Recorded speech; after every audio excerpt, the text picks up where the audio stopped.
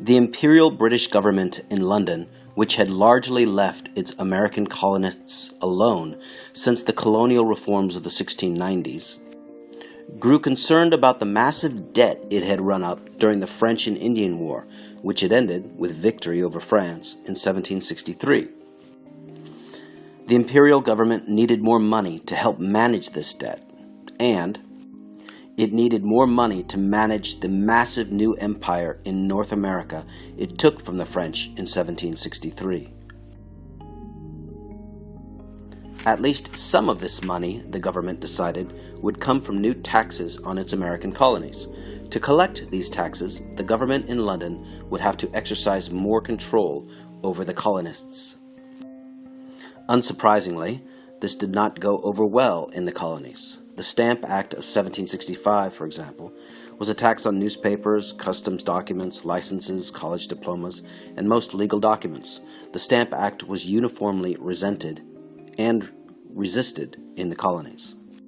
9 colonial legislatures officially expressed their objections to this British tax, and civil disobedience, sometimes violent, was rampant throughout the colonies. The Stamp Act became increasingly unenforceable, and in March 1766, Parliament backed down by repealing it. Americans were grateful for the repeal of the Stamp Act and were, generally speaking, eager to mend relations with the mother country. At this point, in the 1760s, a complete break from England remained unimaginable for most Americans, but deep philosophical differences between the Americans and the mother country remained.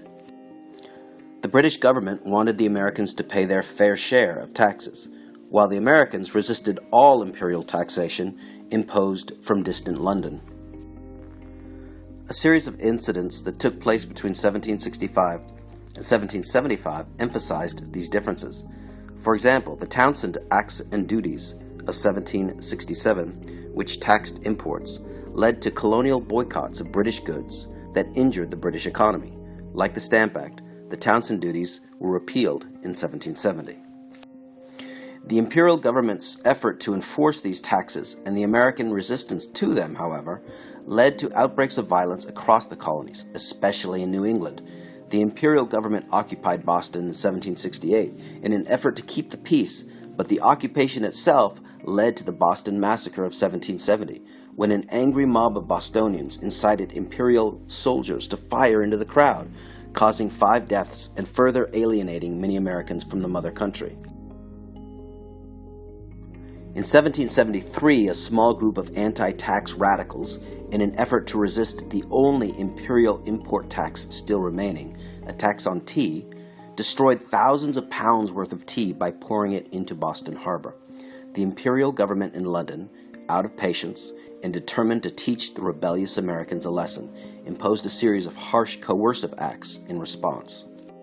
These punitive measures, although aimed only at Massachusetts, confirmed the fears of many colonists that the imperial government really was trying to limit traditional English liberties throughout North America, setting the stage for an outbreak of open war between the colonies and the mother country in 1775, and a colonial declaration of independence the very next year.